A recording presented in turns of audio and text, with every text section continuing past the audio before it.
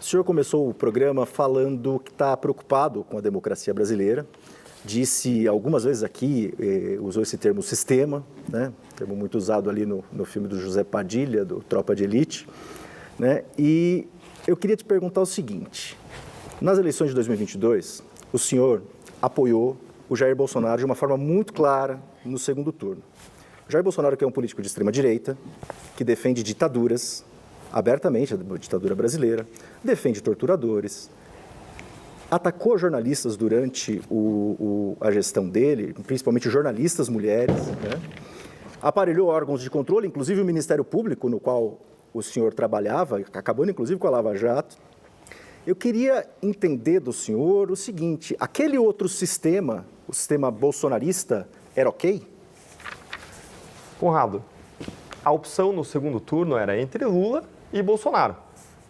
Você falou sobre apoio a ditadores. Hoje o Lula está recebendo o ditador da Venezuela, o Maduro. Receber um ditador é uma coisa, agora apoiar torturadores de uma ditadura que aconteceu no Brasil é outra coisa.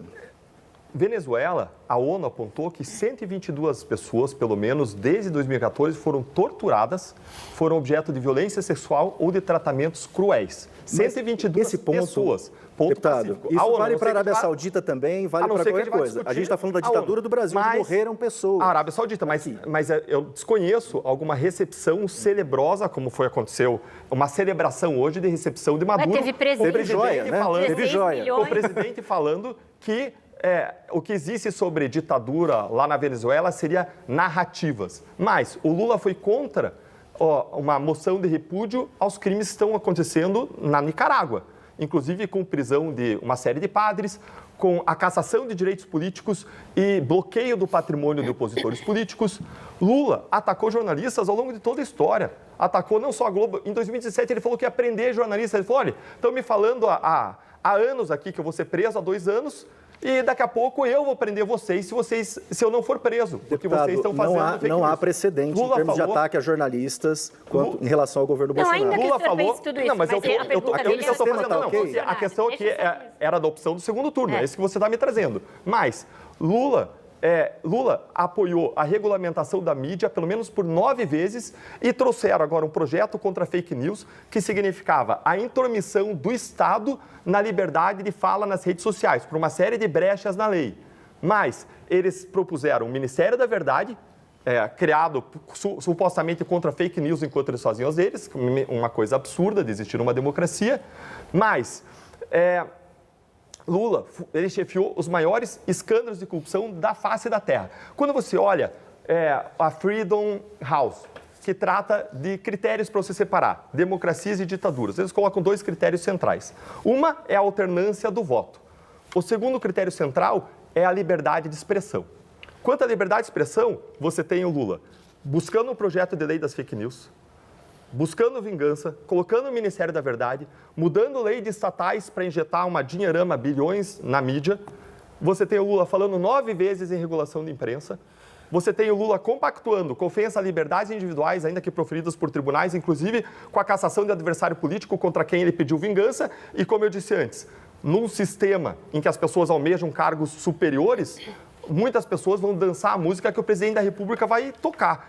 Para o senhor, tudo bem, tudo bem o Bolsonaro usar a estrutura da Caixa Econômica Federal, usar a Polícia Federal durante a eleição. Para o senhor, isso é democrático? Flávio, eu já te respondo. Eu estou apontando onde eu vejo severos problemas em relação ao Lula. E mais, o segundo ponto é a questão do voto e da alternância do poder.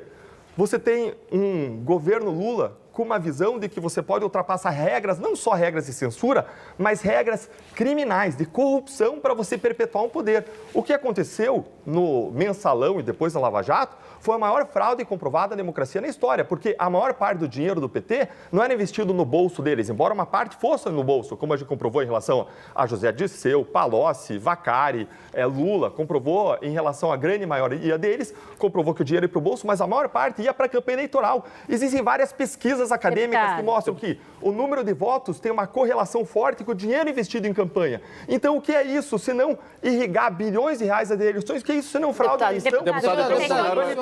Deixa eu só terminar. Resultado eleitoral mediante investimento de propina. O senhor fez praticamente um PowerPoint com Lula de novo, e a pergunta dele foi sobre o Bolsonaro. Em relação ao Bolsonaro, eu não concordo com tudo que ele disse. Mas o senhor defenderia de novo. Mas contra Lula e o PT, eu não vou ficar dividindo agora a direita. A minha posição aqui não vai ser de dividir a direita. Eu acredito que a gente precisa unir a direita em torno de valores e... Ele é de direita ou de extrema-direita, deputado? De democracia. Deputado, ele é de extrema-direita ou de direita?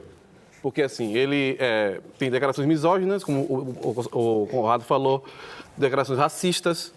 Ele usou a Caixa Econômica Federal, hoje foi demonstrado na reportagem de Amanda Rossi no UOL, que ele usou de maneira eleitoreira a Caixa Econômica Federal para ganhar votos, né, causando um rombo bilionário na Caixa.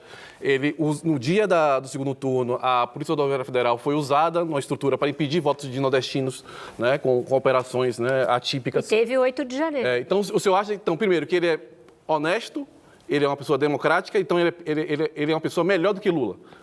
Flávio, eu não disse várias coisas que você falou que eu disse. Não, estou perguntando. Tá. Porque o que eu estou dizendo avaliando Lula, avaliando Bolsonaro, eu não penso duas vezes em defender Bolsonaro contra Lula. Lula tem uma concepção que eu acho totalmente errada de mundo.